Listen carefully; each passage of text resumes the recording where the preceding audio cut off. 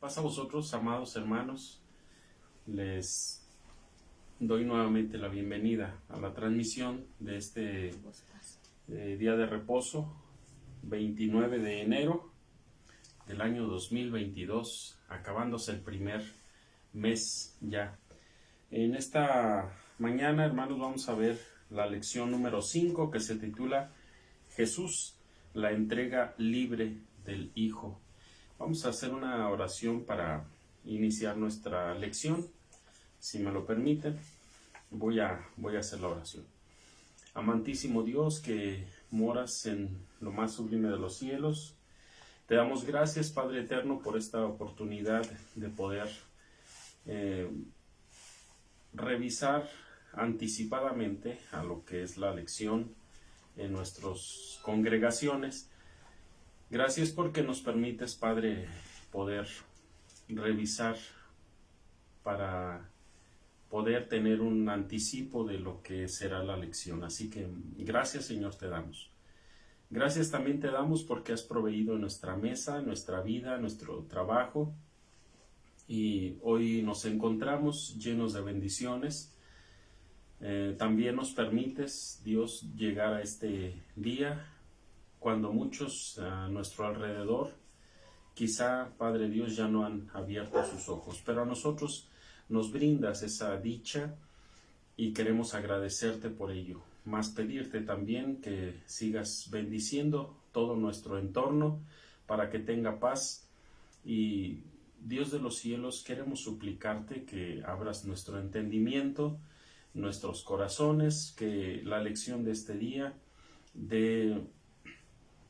nos dé, Señor, fortaleza espiritual, amplíe nuestra fe, nos afirme más en nuestra fe, pero que también, Señor, podamos salir de esta lección o terminar esta lección y tengamos nuevas metas en nuestra vida.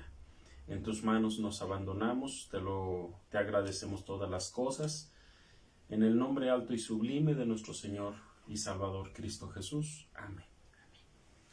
Bien, hermanos, pues vamos a reflexionar sobre la lección número 5, Jesús, la entrega libre del Hijo. Esa es la palabra que a mí se me hace más enfática, o en la que deberíamos de hacer más énfasis.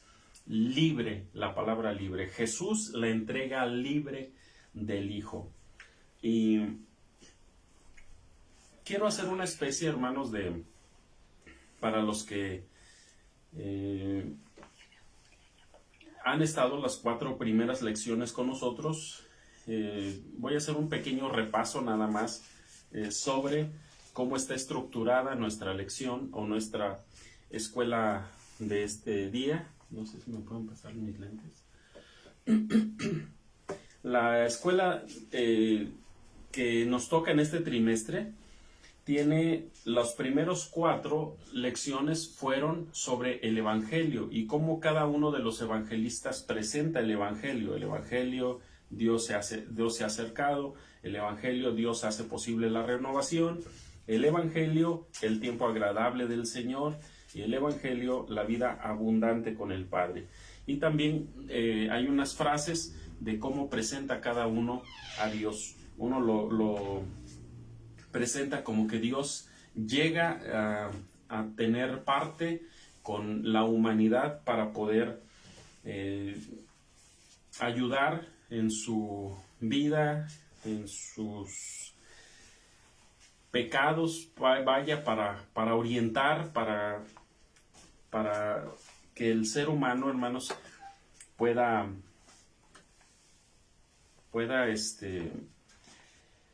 conocer a Dios. Y el segundo, que es Mateo, bueno, pues que Jesús vino a salvar al pueblo de sus pecados. El tercero, pues que también la presencia de Jesús es el cumplimiento profético de las promesas divinas. Y el último, pues Juan, Jesús nos ha traído el amor y la vida del Padre. Hoy vamos a ver la lección número 5, después la 6, la 7 y la 8, y estas están estructuradas también de una forma algo similar a lo que vimos en las primeras 4 lecciones. La 5, que es la de hoy, se llama Jesús, la entrega libre del Hijo. La 6, Jesús, el amor radical del Padre. Ese es como lo presenta Mateo. Hoy vamos a ver cómo presenta Marcos a Jesús. Luego vamos a ver en la lección número 7 a Jesús, solidaridad plena de Dios. Es como lo presenta Lucas. Y también vamos a ver Jesús, la vida triunfante, y cómo Juan presenta a Jesucristo. ¿Y cómo lo presenta? Bueno, como la vida triunfante. Jesús es la vida triunfante. Bueno, eso es lo que a grandes rasgos vamos a estar viendo nosotros sobre estas 4 lecciones o equipo de 4 lecciones.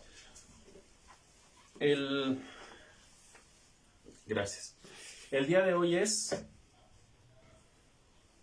Jesús, la entrega del Hijo, libre del Hijo. El énfasis es el camino trazado por Jesús en Marcos. Luego dice el verso que es para memorizar, porque el Hijo del Hombre no vino para ser servido, sino para servir y para dar su vida en rescate por muchos. Esa es la cita bíblica de Marcos 10:45 y la vamos a ver a lo largo de la lección también.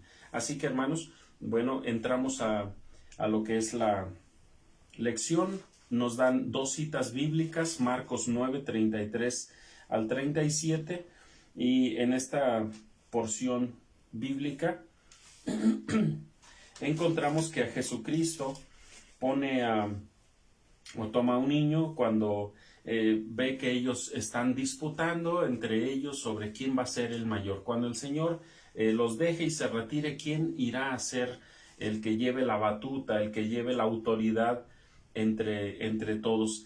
Y bueno,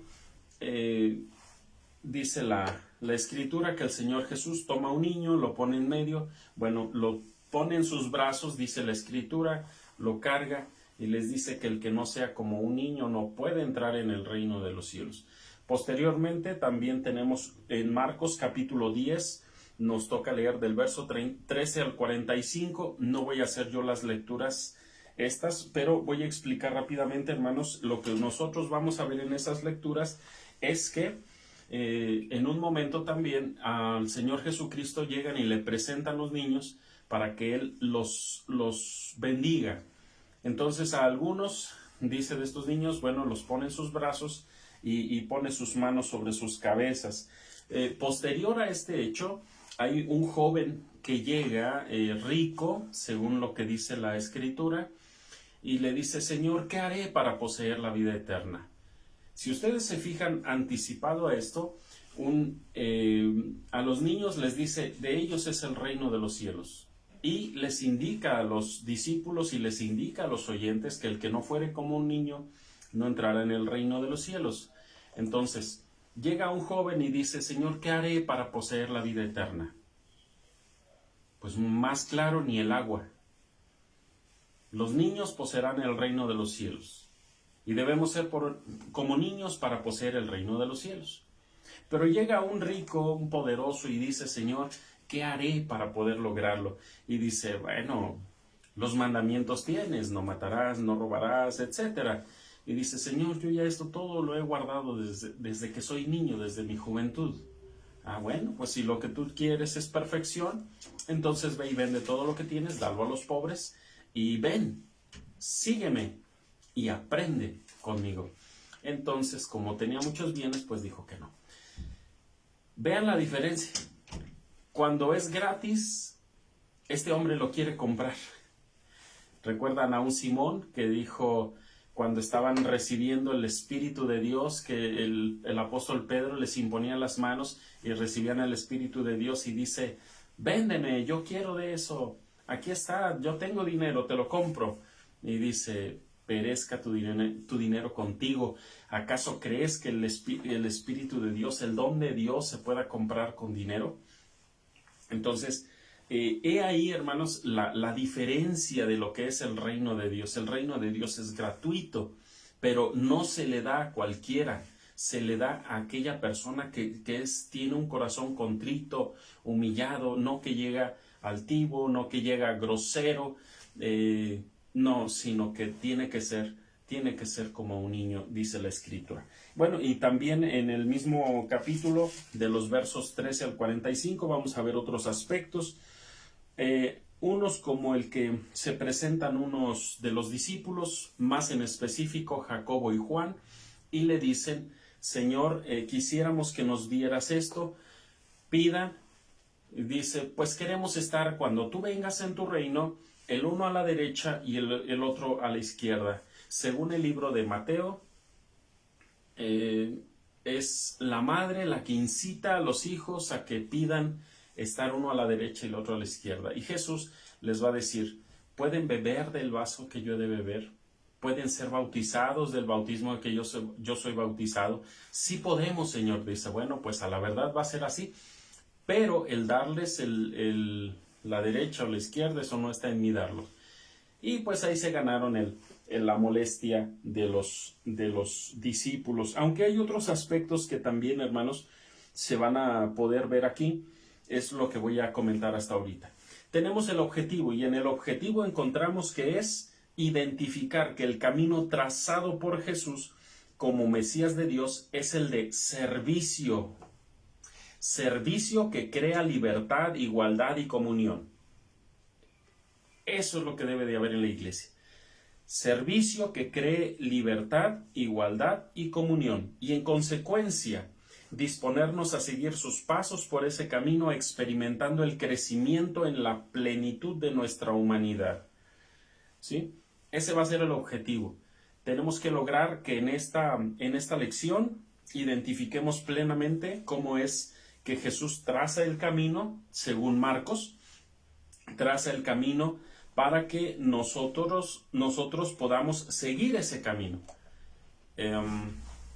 Cuando se hace una carretera o se hace una calle, hermanos, no es para que quede ahí abandonada, es para que las personas por esa calle transiten. Entonces, Jesucristo vino a trazar el camino y nosotros somos los que vamos a caminar por él. Bueno, la narración dice de la siguiente forma, hermanos.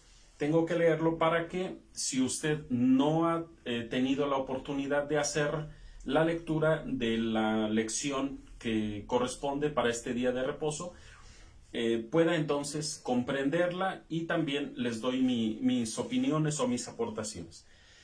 Narración dice así: desde el principio de la historia ha habido una resistencia por parte del ser humano para aceptarse y amarse como tal a sí mismo.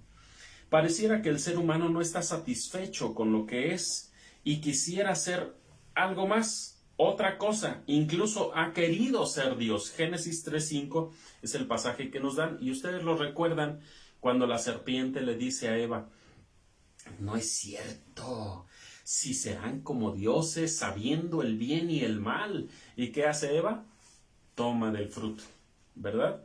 Pero la incitación de la serpiente es: no, eso les dice Dios, pero Él no quiere que sean como Él. Ustedes, comiendo de ese fruto, van a ser como dioses, sabiendo el bien y el mal. Entonces, como que sí toca, hermanos, cierto, o un poquito en el ser humano, el querer ser más de lo que Dios nos ha dado ser.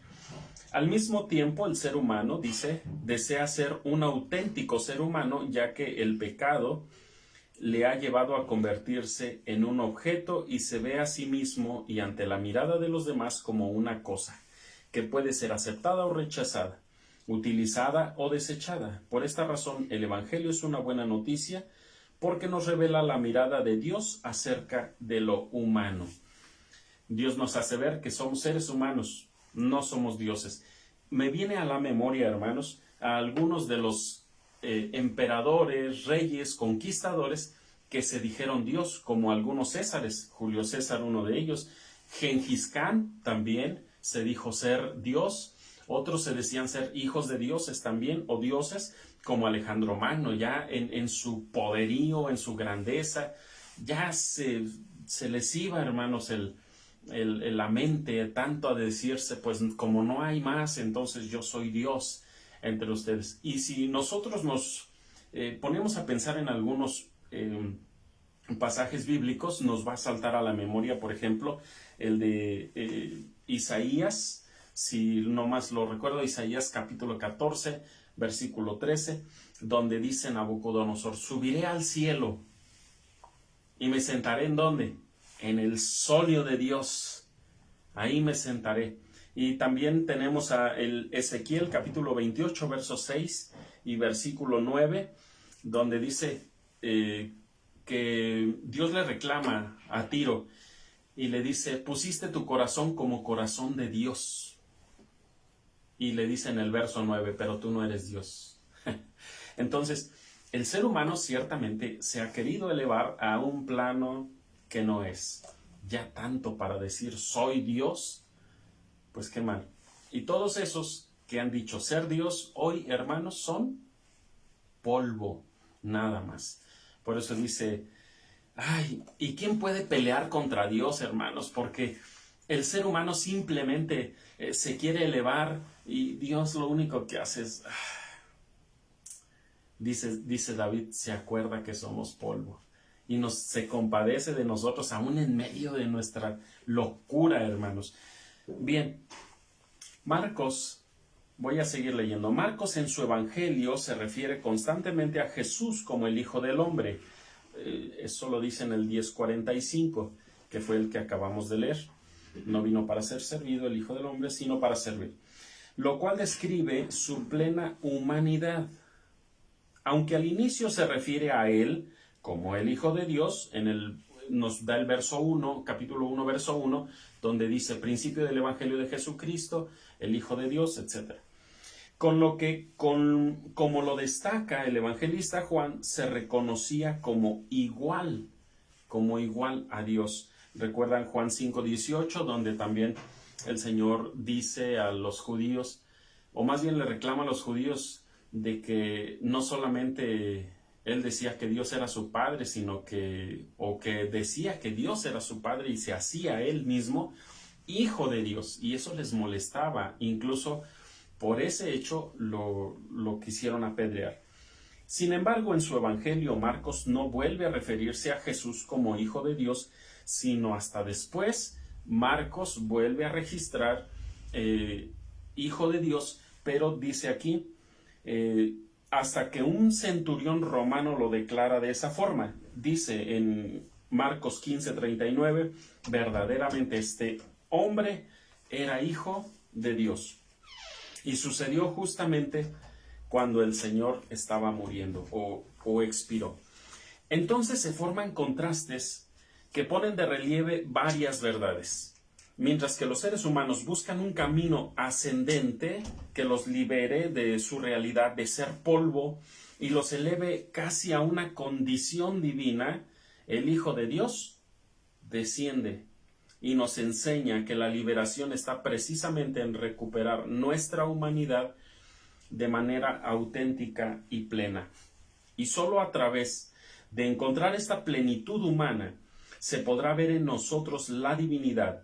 Y esta liberación, este camino hacia la plenitud, esta vía que es la que hace posible que el ser humano trascienda, se encuentra en las huellas trazadas por Jesús.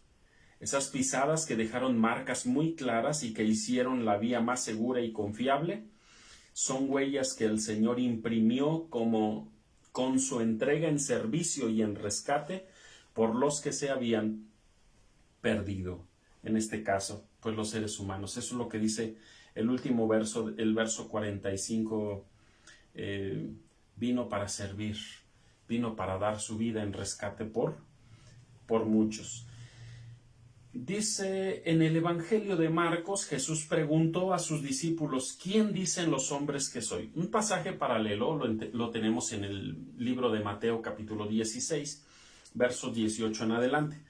Aquí lo dice en el 8:27. ¿Quién dicen los hombres que sois? Les pregunta Jesús a sus discípulos. Y dicen, bueno, pues unos que eres un profeta, otros que eres Juan el Bautista que ha resucitado, otros que eres Elías o cualquiera de los profetas.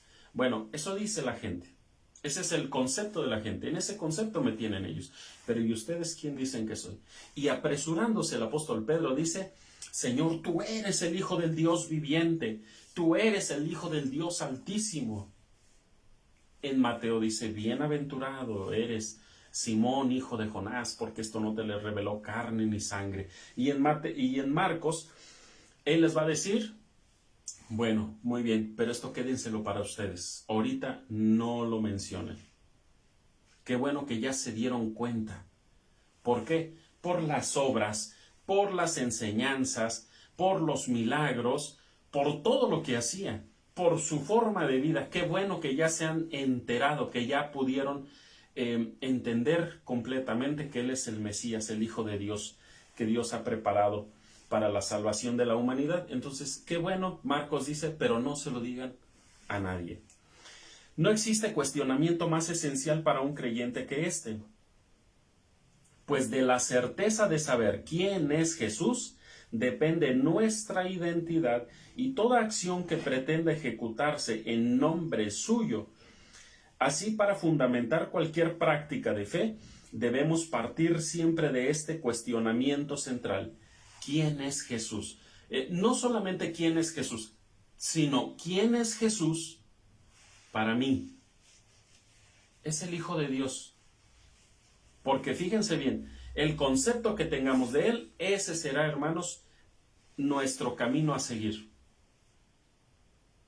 ¿Cómo lo tomamos al Señor Jesús?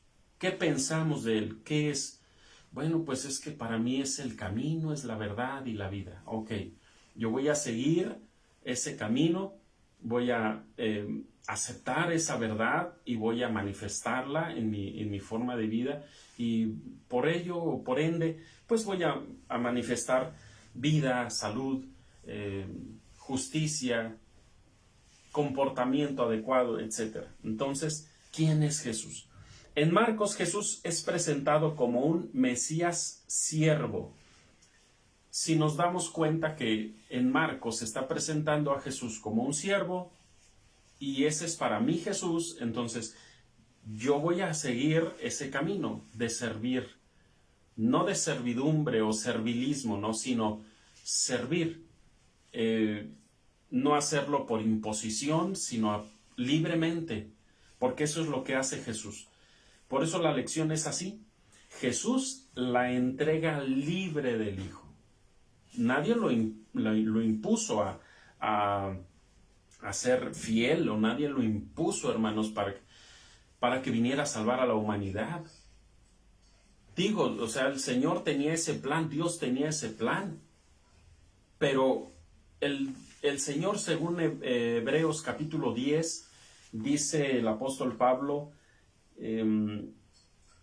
que en un diálogo, vamos a verlo de esta forma, un diálogo de lo divino, Dios dice, ¿a quién enviaré? Y dice el Hijo, los sacrificios, Señor, no te agradaron. Y está tomando un pasaje de los Salmos de David. Dice, los sacrificios, Señor, no te agradaron. He aquí yo vengo, en el envoltorio del libro ya está escrito de mí, y tu ley está en medio de mis entrañas, Señor, para hacer tu voluntad. ¿Qué está haciendo ahí Jesús? Está él prácticamente diciendo, Señor, si ya lo tienes estipulado, envíame a mí. Por favor, permíteme, Señor, ir a hacer tu voluntad, porque todo esto ya lo tengo yo en mi interior. Mis entrañas están llenas, Señor, de tu ley, de la obediencia, de la santidad. Y cuando viene, hermanos, se humana y entre los hombres se hace siervo. Vean a Jesús, vean a un Jesús dejando lo divino y hacerse hombre. Y como decía en la lección o en la narración, ¿y el hombre qué es lo que quiere para sentirse libre? Ir ascendiendo, ascendiendo, ascendiendo y querer ser como Dios. Y así es libre y así Él puede hacer y deshacer. Eso quisieron los seres humanos del pasado, los emperadores, los conquistadores. Pero el ser humano, hermanos, no puede hacer eso. La forma de ser libre no es estar sobre todos, sino servir a todos. Pero servir por voluntad. Jesús eso es lo que hace. Servir por voluntad, y se entrega Por eso dice, Señor, los sacrificios no te agradaron. He aquí, yo vengo, en el envoltorio del libro está escrito de mí, y tu ley está en medio de mis entrañas, Señor, para hacer tu voluntad. Y si esa es la voluntad de Dios y es el deseo de Jesucristo, entonces sí fue una entrega libre del mismo Hijo. Dice el final de la narración: tal es su visión sobre el servicio que una de las peculiaridades de este evangelio es la constante actividad del Señor. Pues aunque Marcos, a diferencia de Mateo, por ejemplo, pone poco énfasis en el acopio de las enseñanzas de Jesús, en cambio, otorga una gran atención a su vida ministerial y de servicio. Lo que él hace, como ayuda, obra, se mueve entre las gentes, eso es lo que él más va a resaltar de Jesús. Bien, tenemos el análisis, 2 puntos solamente, hermanos. Ser rescatados por Dios es digámoslo así, el encabezado del análisis, pero el primer punto dice el servicio camino de encuentro entre lo divino y lo humano, y la segunda parte, el servicio camino de encuentro con la libertad y la plenitud. Una es en la que hay un momento en el que Dios nos habla y nosotros escuchamos y ahora entendemos. Y el segundo, hermanos, uno en el que ahora yo voy a seguir ese camino. Ahora ya no me tienen que decir cómo haga, porque yo ya voy a seguir, ya conozco el camino y sé qué es lo que voy a hacer. Bueno, dice así el punto primero: ser rescatados por Dios, el servicio camino de encuentro entre lo divino y lo humano. Jesús, como nos recuerda el hermoso himno de Filipenses capítulo 2, que dice, ese es un pasaje de Filipenses capítulo 2, versículo 6. Es un himno, digámoslo así, del apóstol Pablo, que dice, el cual siendo en forma de Dios no tuvo por usurpación ser igual a Dios. Fíjense, estando frente a frente, cara a cara con Dios, dice, no tuvo por usurpación ser igual a Dios. Y estando entre los hombres, no dijo, pues si yo soy Dios, sírvanme ustedes a mí, ¿qué les voy a estar yo sirviendo a ustedes? De ninguna forma, hermanos. Él se hace pequeño, se hace humilde, pero por voluntad propia.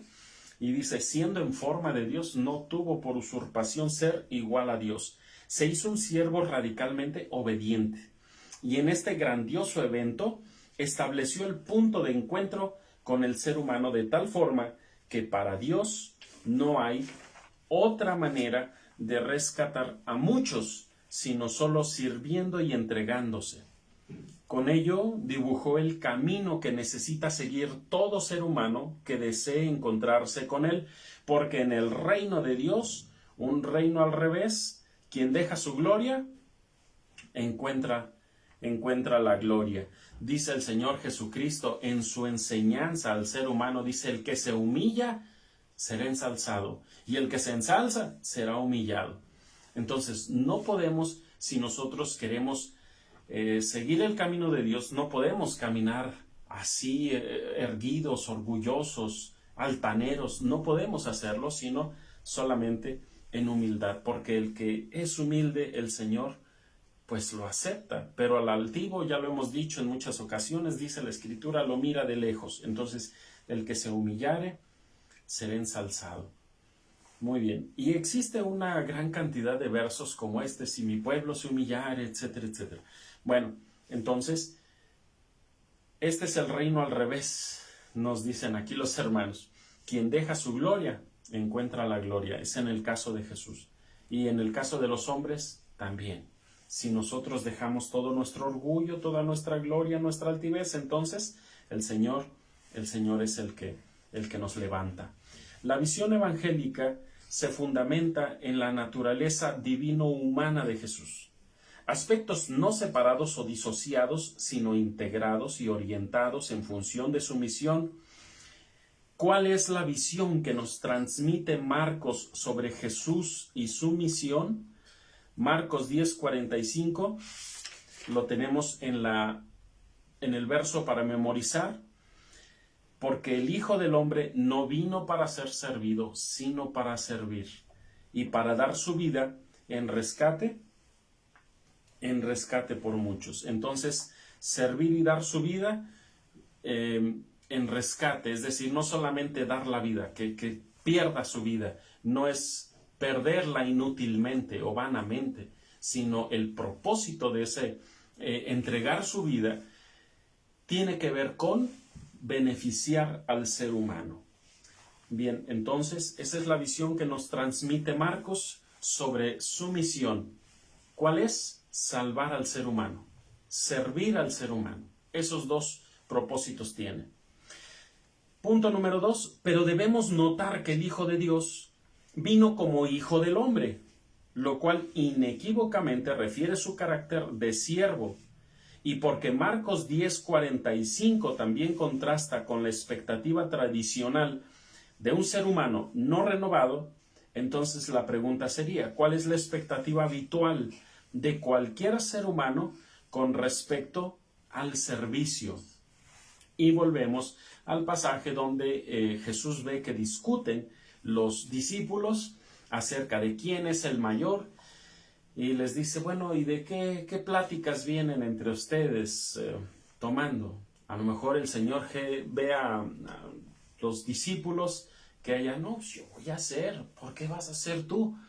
Pues, ¿por qué? Pues yo soy el que más está con el Señor. Ah, bueno, pues si yo soy el que se le recuesta a Jesús en el pecho y él no me dice nada. Y a lo mejor Judas va a decir, qué mal están. Si Jesús estuviera incluso en contra mía, o que no le gustara, dice, no me dejaría meter mi bocado de pan y comérmelo en su plato, en su mismo plato. Yo he comido en su plato.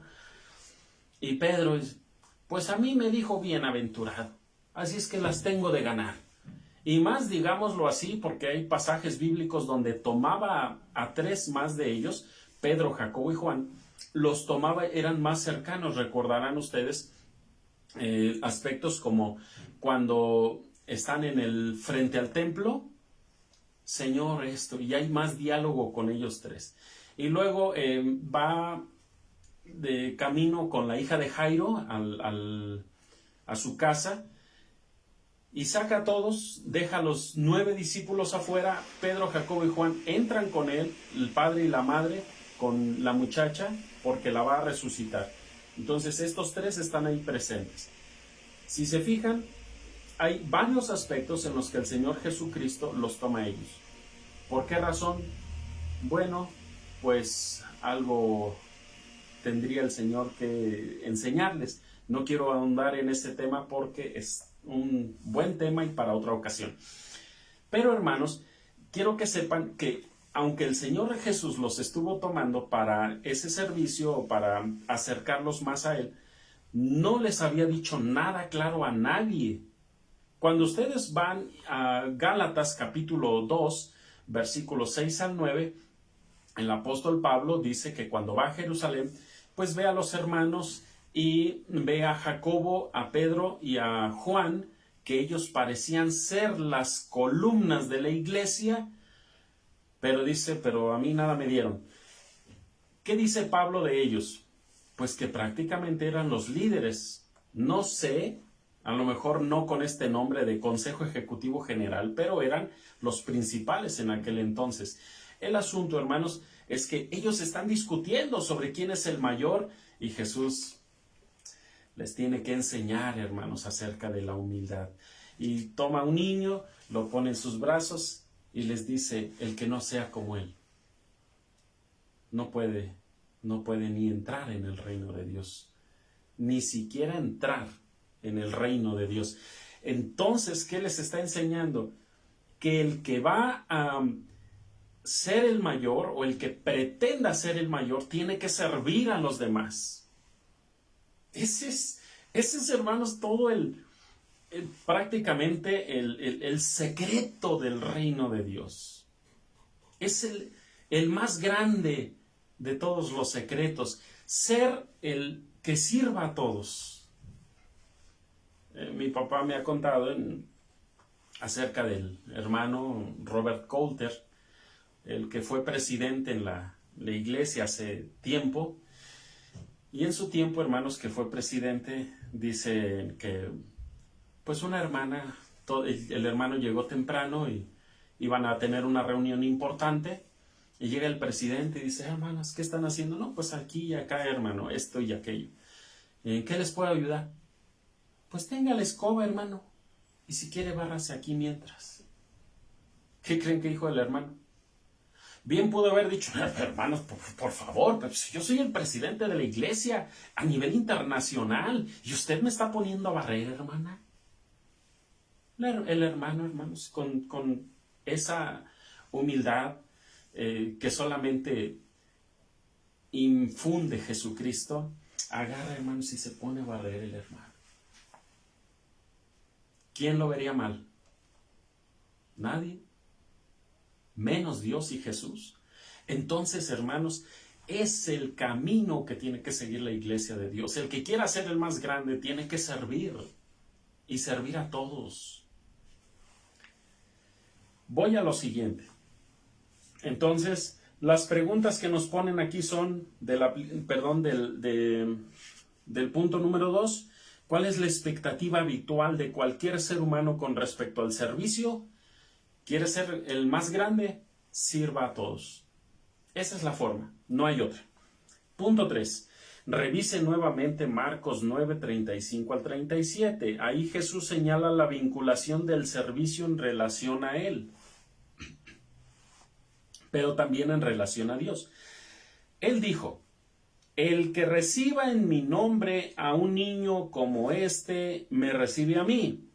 Y el que a mí me recibe, no me recibe a mí, sino recibe al que me envió. Hablando de su Padre. ¿En quiénes estamos dando la bienvenida a Jesús y a Dios? ¿En quiénes, hermanos? Pues es obvio, en los pequeños. Y no solamente, hermanos, en los niños físicamente, sino en todo aquel que tiene necesidad.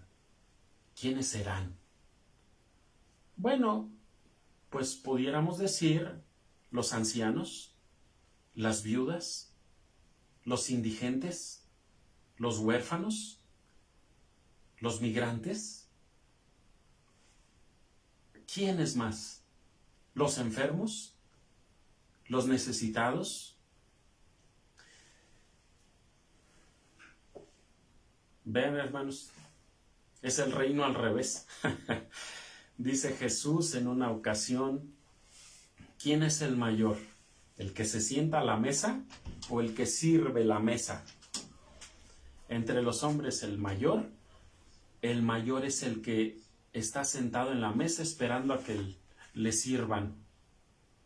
Pero en el reino de Dios es el que sirve. Él es el mayor. Bueno, pues dice, el que me quiere recibir a mí, el que recibe a este niño, a estos pequeños, me recibe a mí. Y el que me recibe a mí, recibe al que me envió. La pregunta dice, ¿recibimos a Jesús haciendo una oración o le recibimos siguiendo su camino de servicio hacia los más pequeños, hacia los necesitados? ¿Cómo? ¿Estando ahí en el templo día y noche? ¿Haciendo oración? ¿Muchos ayunos? ¿Esa es la forma de recibir al Señor? Esa es una parte, hermanos. Pero lo principal, Él lo dijo. Reciban a un pequeño. Qué difícil, hermanos, es hospedar a alguien. Qué difícil es, hermanos, ayudar a alguien llevándole una despensa. Hacer unas tortitas, hermanos, y llevar a los indigentes, a los inmigrantes. Entonces, pues ya sabemos, hermanos, el camino. Qué duro camino, ¿verdad? Punto 4. Marcos relata que el inicio del ministerio de Jesús fue en Galilea. En Marcos 1:14 y en el 1:28 y 39. Dice, allí comenzó su labor de servicio para rescatar a muchos. Al final de su ministerio les indica a sus discípulos cuál será en adelante el lugar en donde se encontrará con ellos. Dice, el Señor va camino adelante de ustedes, camino a Galilea, allá lo veréis. Y los discípulos pues van hacia ese lugar porque estaban en Jerusalén, van hacia Galilea. ¿Qué significa que se encontrará con ellos en Galilea y no en Jerusalén? Jerusalén es el lugar donde Jesús resucitó, el lugar donde estaba el templo, el lugar donde solían los judíos encontrarse con Dios. ¿Sabe cómo le llamaban a Galilea? La Galilea de los gentiles. ¿Sabe por qué los sacerdotes menospreciaban allá a los de Galilea? Tú eres Galileo. ¿Recuerdan que le decían así a Jesucristo? Y cómo menospreciaban la educación de los discípulos de Jesús. Decir, estos son hombres sin letras. No quiere decir que no sabían leer, pero academia no tenían. Escuela, como por ejemplo el apóstol Pablo, que dice que a los pies de Gamaliel, es decir, que había maestros privados y estos enseñaban materias de educación o aprendían idiomas como el apóstol Pablo. Entonces, estos no son sino de Galilea. De Galilea puede salir algo de bueno, ¿no dijo también Natanael? ¿Recuerdan? En el libro de Juan, capítulo 2, perdón. Entonces, vean cuál era la forma, la posición en que se tenían los galileos. Y Galileos, la Galilea, hermanos, no solamente era la Galilea que apodaban de los gentiles, era Capernaum, era Nazaret, toda esa región, hermanos, era de lo más pobre. Entonces, Jesús se sale de Jerusalén, donde está prácticamente el círculo de lo religioso, entre comillas, el círculo del poder, el círculo de la sapiencia, y se va a Galilea. Y les dice, voy para allá, allá los veo. Y para allá van los discípulos. ¿Dónde va a empezar el trabajo el Señor? Lo empezó allá y lo va a reiniciar allá. Y los discípulos eso entendieron. Dice el punto número 4, ¿qué significa la primera pregunta? ¿Qué significa que se encontrará con ellos en Galilea y no en Jerusalén? Jerusalén, el lugar donde Jesús resucitó, el lugar donde estaba el templo y el lugar donde solían los judíos encontrarse con Dios. ¿Qué significará eso? Y más porque el Señor Jesucristo, hermanos, antes de ascender a los cielos, les dice, todas las cosas me han sido entregadas de mi Padre, verso 18 de Mateo 28. Todas las cosas me han sido entregadas de mi Padre. Entonces, id y predicad a todos los gentiles, bautizándolos o enseñándoles y bautizándolos, etc. Entonces, ¿qué hace el Señor Jesucristo? Ahora está tomando en cuenta, hermanos, a todos, y los discípulos tienen que iniciar este servicio de ir y predicar. Luego dice, Jesús nos invita a salir de Jerusalén para ir a su encuentro en Galilea. ¿Cuál es el lugar de encuentro con Dios, con los seres humanos en este tiempo? Pues donde está la necesidad. ¿Qué nos dice esta enseñanza sobre la expectativa general de que el lugar de encuentro con Dios es un templo? ¿Qué nos dice esto? Voy a leer Marcos capítulo 13, verso 3 así. Sentándose él en el monte de las olivas delante del templo, le preguntaron aparte Pedro, Jacobo, Juan y Andrés, Señor, ¿cuándo serán estas cosas? Pero ¿dónde estaban? Sentados en el monte de las olivas frente al templo. Entonces, las preguntas, ¿cuál es el lugar de encuentro de Dios con los seres humanos en este tiempo? Pues va a seguir siendo el mismo, hermanos. Donde está la necesidad, donde está el problema, donde podemos ayudar, ahí es donde va a estar. ¿Usted conoce alguna persona que tenga necesidad? Pues vaya, porque el que recibe, dice Jesús, el que recibe a uno de estos pequeños me está recibiendo a mí, y el que me recibe a mí recibe al que me envió. Entonces el punto de encuentro, hermanos, va a ser donde está el problema o las necesidades, y eso solamente lo van a encontrar en los más necesitados.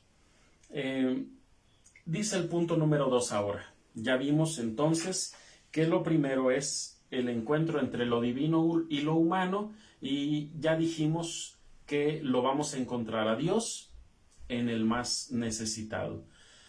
¿Recuerdan cuando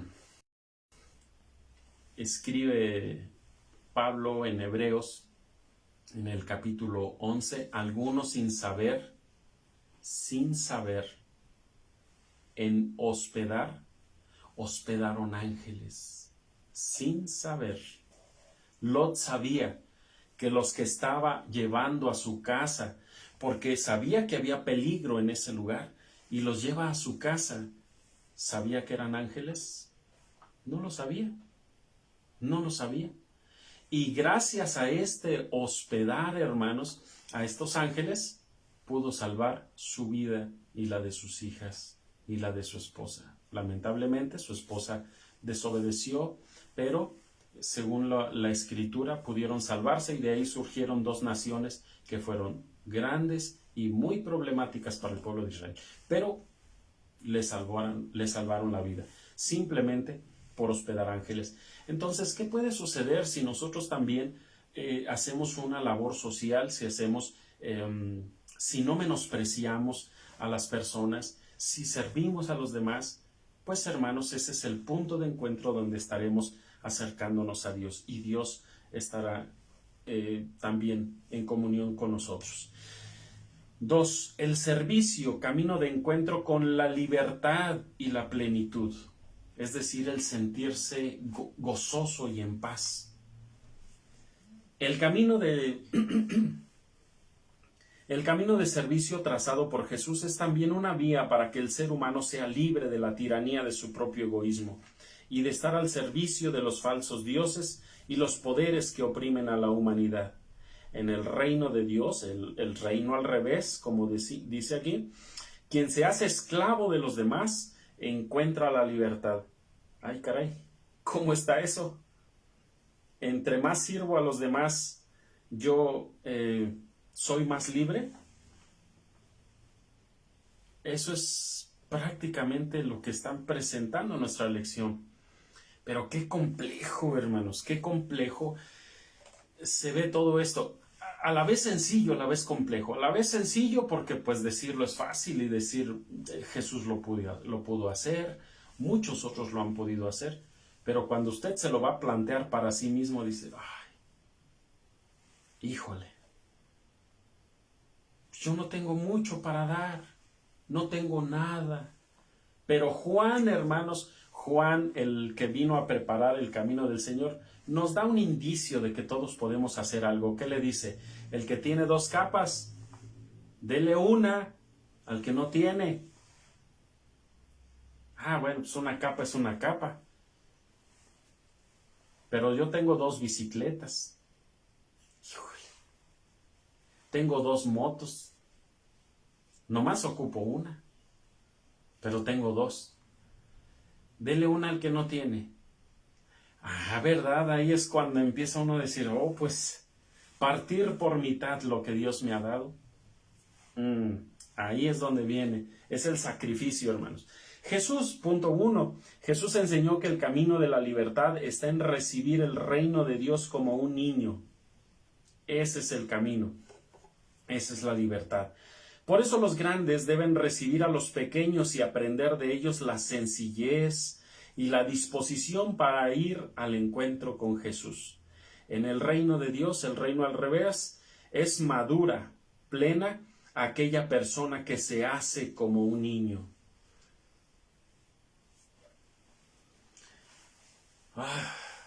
Qué tremendo es el Señor. Y qué incisivos están siendo ahora en las lecciones, hermanos. Hasta me hacen pensar que no hemos hecho mucho, o más bien no hemos hecho entonces nada, hermanos. No hemos hecho nada. Qué bueno que esta lección apareció en nuestra vida. Ojalá, hermanos, podamos con esto sentir que tenemos que ofrecer más nuestra vida. Jesús se entregó todo. De ser Dios, se hizo hombre, y en la condición de hombre se hizo siervo de los hombres. Y no solamente, hermanos, se hizo siervo, sino que hasta murió por nosotros. Entonces su ejemplo es más que un ejemplo, hermanos. Es una forma de vida que debemos adoptar. Qué tremendo es el Señor. Bueno, vamos al punto número 2, y que esto, hermanos, al momento de estarlo disfrutando en la lección con nuestros hermanos, podamos sentirlo, hermanos, abrazarlo plenamente para que podamos encontrar la bendición total que está Dios procurando a través de esta lección. Dice el punto 2, en contraste con los que son como niños, se presenta a un poderoso, es lo que yo les había dicho al principio, queriendo hacer algo para heredar la vida eterna. ¿Qué haré, Señor, para poseer la vida eterna? ¿Qué más guardo? Porque los mandamientos ya los guardé. ¿Qué más? Ah, bueno, pues, si tú buscas perfección, pues entonces, deshazte. Lo primero que tienes que hacer es deshazte de todo aquello que te ata a la vida de altivez, de poder, de grandeza, de realización, porque todas las personas se sienten realizadas cuando ya tienen 1, 2, 3, 4 casas, 1, 2, 3, 4 carros, ya se sienten realizados con cuentas en los bancos, y eso, digamos, no está mal, hermanos. No está mal porque gracias al esfuerzo, al trabajo de levantarse temprano, estudiar, esforzarse 8, 10, 15 horas trabajando, pues el fruto, hermanos, de nuestro esfuerzo va a ser el peculio, el dinero. Entonces, qué bueno. Pero el Señor está mostrándonos que nuestro camino no debe ser solamente ese, sino el de servir. Jesús le presenta a esta persona: tienes que dejar todo y seguirme y aprender de mí. Es decir, que no estaba ya solamente en dejar todo, sino en venir a los pies de Jesucristo y empezar a aprender lo que tenía que hacer. Hace unos años, hermanos, un rico y poderoso, no recuerdo el nombre, es de las personas que se hicieron ricos con lo de las computadoras. Bueno, esa persona, hermanos, regaló todo su dinero a fundaciones y dijo: pues yo nada más me voy a quedar con una pensioncita. Y gracias a eso que se quedó, hermanos, pues en su forma de trabajar, de dedicación, etcétera, porque él ya se había despojado de su riqueza. Y él y su esposa dijeron: pues nada más con lo que tengamos para comer y todo lo demás lo regalamos. Hermanos, se volvieron a ser millonarios. Creo, hermanos, que todo tiene que ver en nuestras actitudes, en nuestra forma de ver la vida y de trabajar. Pero dice en este aspecto que Jesús le preguntan eso, ¿y qué es lo que tiene que hacer el Señor Jesús? Pues enseñarlo. Pero una persona no aprende si no deja todo lo que tiene peso atrás para que él sea libre. Entonces, según sus propios criterios, dice, él guardaba esos mandamientos cuya intención final era expresar amor al prójimo. Sin embargo, cuando Jesús lo invitó a manifestarse o a manifestar verdadero amor a su prójimo, un amor activo, mediante el servicio, pues este hombre se negó y se fue muy triste porque era esclavo de sus riquezas. Dice aquí, porque no era libre, pues su corazón amaba las riquezas. En otras palabras, este hombre vivía esclavizado, por lo tanto no era libre para amar y para seguir a Jesús. ¿Cuál es? Vea la pregunta. ¿Cuál es el camino de libertad que conduce a vida eterna, vida plena? ¿Cuál será? Pues el de servir. Como base para dar su opinión, dice, tome el verso 21. Y del capítulo 10 dice así.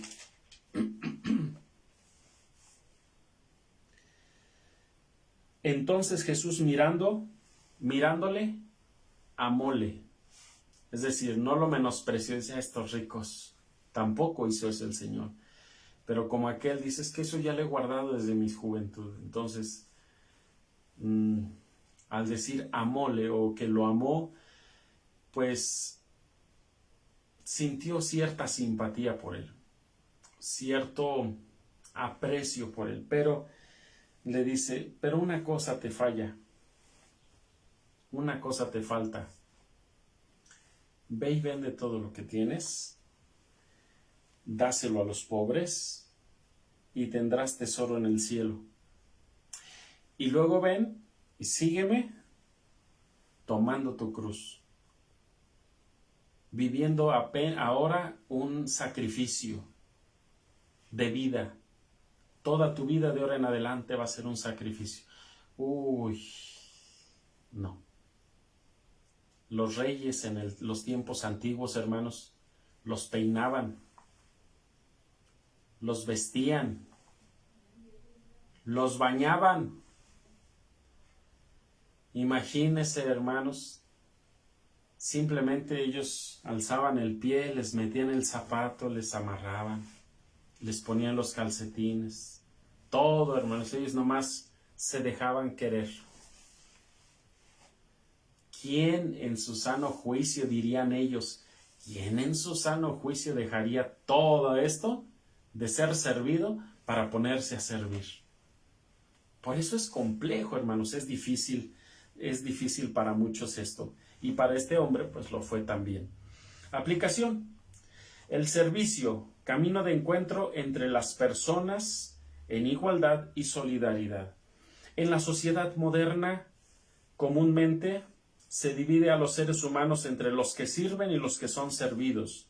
Y por supuesto, todos quisieran pertenecer al grupo de los que son servidos. ¿Cuál es su opinión sobre esta realidad común en nuestra sociedad?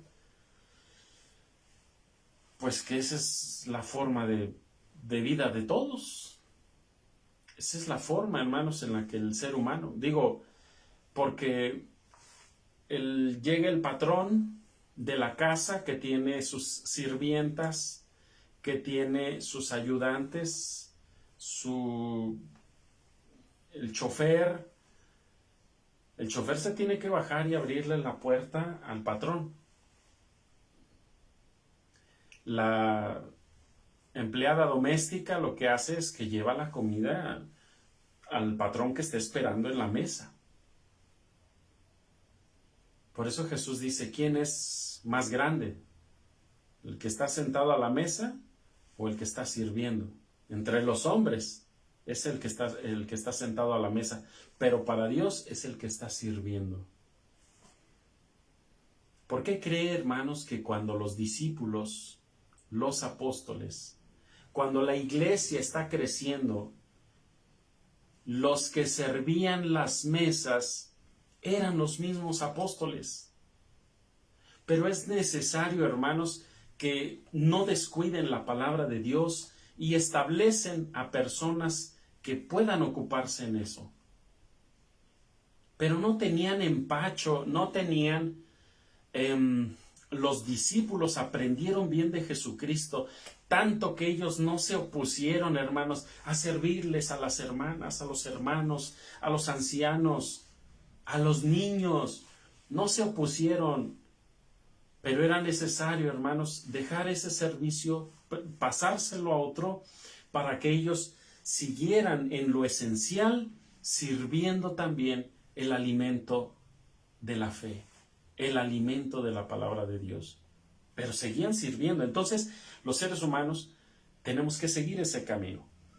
¿Sucede algo similar en la iglesia?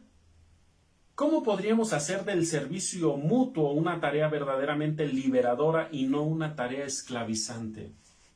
Todo está en el corazón. Si usted lo hace de corazón, no es una tarea esclavizante. Si usted lo hace de corazón, hermanos, no va a ser incluso, hermanos, un servir a los demás. Va a ser simplemente un gozo. Se va a tornar esto en una alegría. Cuando usted lo haga por amor, lo haga porque cree que al que está sirviendo, porque dijo el Señor Jesús, otra vez, el que recibe a este pequeño, el que recibe a un pequeño como este, me recibe a mí. Y el que me recibe a mí, recibe al que me envió. ¿Recuerdan Mateo capítulo 25, hermanos? Donde dice, Bien, les dice, pasen al reino ustedes que cuando yo tuve hambre me dieron de comer y tuve sed y me dieron de beber y estuve en la cárcel y ustedes fueron los que me visitaron, pero cuando también estaba enfermo ustedes me visitaron, fueron a orar por mí a los hospitales. Y dirán aquellas personas, perdónanos Señor, qué vergüenza, porque nunca te vimos así. Te hubiéramos visto, Señor, y con todo nuestro corazón hubiéramos ido a servirte, pero no te vimos así. Dice, no se preocupen. Por cuanto esto le hicieron a uno de estos pequeños, a mí me lo hicieron. Oh, qué bendición. Qué gran bendición. Por eso, hermanos, cuando nosotros servimos de corazón a los demás, se pierde el pensar que es un servicio, que es un trabajo, que es una esclavitud. No, es un acto de amor.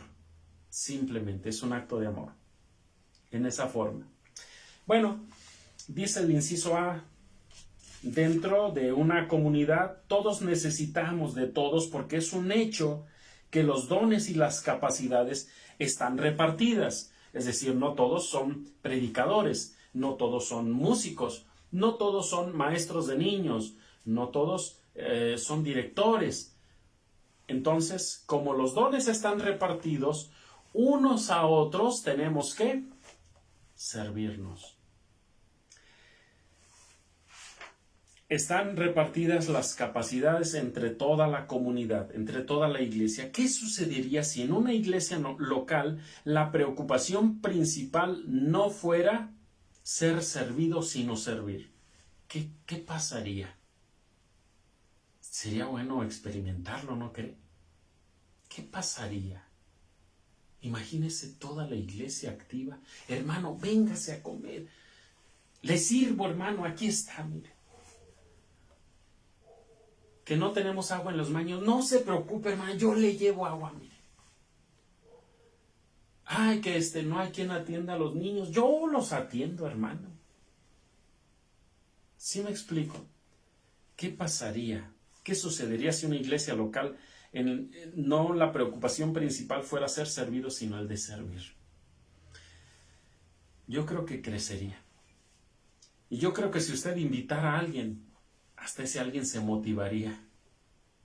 Y al ver, hermanos, el servicio y que todo es amor y es este servicio, pues yo creo que hasta se sumarían, hermanos.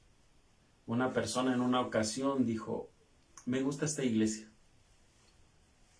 Me quedo en esta iglesia. Inciso B, el verdadero servicio no es aquel que se acapara o rehúye, sino el que se descubre como factor eficiente de bienestar y de bendición para todos. Ese es el verdadero servicio. ¿Qué cambios habría si una comunidad promoviera una correcta comprensión y aplicación sobre el servicio? ¿Qué cambios habría? Bueno, para empezar, yo creo que los que no vienen a la iglesia sino cada año, a lo mejor vendrían. Yo creo que a lo mejor los hermanos que solamente acuden a un culto, pues a lo mejor vendrían a todos. Creo que si yo invitara a mis vecinos, a lo mejor se quedarían. O si yo esto lo sacara del templo y si fuera a Galilea, es decir, si fuera hacia donde están los necesitados, pues si no se convierten, al menos, hermanos, ellos vivirían un momento de felicidad, un momento de paz. Yo creo que sí. Bueno, hermanos, como todo lo que empieza tiene que acabar, vamos al final, a lo que será el final de esta lección. Dice la decisión del discípulo amado. ¿Qué es lo que decido yo como discípulo amado? Que se recuesta en el pecho de Jesús, aquel que come también en su plato. Dice, hoy tomo la decisión de creer en la buena noticia que representa a Jesús como un Mesías siervo, creyendo que su servicio me ha liberado de muchas ataduras y que nos ha hecho libres para ser siervos. pero de aquel servicio que es causa eficiente de cambio y transformación. Es decir, un servicio que va a traer beneficios a todos. Uno que principalmente a mí me va a ayudar a sentirme libre. Bueno, la decisión del discípulo amado es esa. Ahora, ¿y cuáles son las acciones? ¿Qué es lo que va a hacer el discípulo amado? Dice, hoy tomo mi compromiso de orientar mi vida hacia el servicio, mostrar un discipulado apegado al modelo de Jesús. Inciso A, escriba y realice una meta para esta semana que ya contenga la aplicación de una correcta comprensión sobre el servicio. Una meta, bueno, pues ya váyala pensando porque cuando vaya al culto, hermanos, ahí la va a presentar. Escriba y realice una propuesta de servicio individual o comunitaria que impacte positivamente en la vida de su congregación. Bueno, eso también pensémoslo y pongámoslo en la línea. Inciso C, propóngase llevar a cabo una acción de servicio que impacte positivamente a su entorno inmediato, es decir, a sus vecinos, su calle, su colonia. Escríbala y realícela. Eso es lo que puede hacer cada quien. A lo mejor anótela, yo voy a hacer esto, hermanos, pero eso ya usted lo va a presentar. Para dar continuidad, ¿cómo puede hacer parte de esta buena noticia a sus Timoteos? Yo creo que el servicio que está presentando con ellos, también ellos lo están viendo y van a seguir en algún momento su ejemplo. Pero si puede hacerlo, hermanos, verbalmente, enseñarlo, enséñeles esta lección y hágale como Jesús. Tome a un niño en sus brazos y diga, el que recibe a un pequeño como este me está recibiendo a mí y recibe también al que me envió. Es decir, decirles a nuestro Timoteo, ¿quieres servir a Cristo? ¿Quieres servir a Dios? Hazlo a través del más necesitado y pobre. Esa es la forma. La conclusión, hermanos, dice, Jesús practicó un servicio liberador. En Marcos, la misión de Jesús fue servir, porque solo mediante la ejecución de un servicio que es fuente de cambio y transformación, entonces la verdadera liberación puede llegar al ser humano. Hoy día la sociedad malentiende el servicio, pero es nuestro deber enseñar y testificar que el servicio puede liberarnos y llevarnos a una experiencia de plenitud humana, una vida de equilibrio, bendición y crecimiento. Que así sea. Amén. Bueno, hermanos, la lección va a ayudarnos o nos va, más que ayudarnos solamente, si nos confronta y nos dice, pues, ¿qué has hecho tú? Pues realmente no hemos hecho mucho, a lo mejor hasta nada, pero es todavía el tiempo, hermanos, porque mientras hay vida, hay oportunidad. Así que, hermanos, deseo que Dios los bendiga grandemente y que esta lección pueda producir mayores frutos en su vida. Permítanme hacer una oración para finalizar y con esto terminamos. Dios de los cielos, Padre eterno, tuya es la gloria, el poder y todas las cosas. Tuya es la grandeza solamente. Nosotros, ¿qué somos? Somos polvo nada más. Pero este polvo quiere servirte. Queremos, Señor, agradarte. Y no por nuestra sapiencia, conocimiento, porque aún todo lo que tenemos, Señor, es tuyo.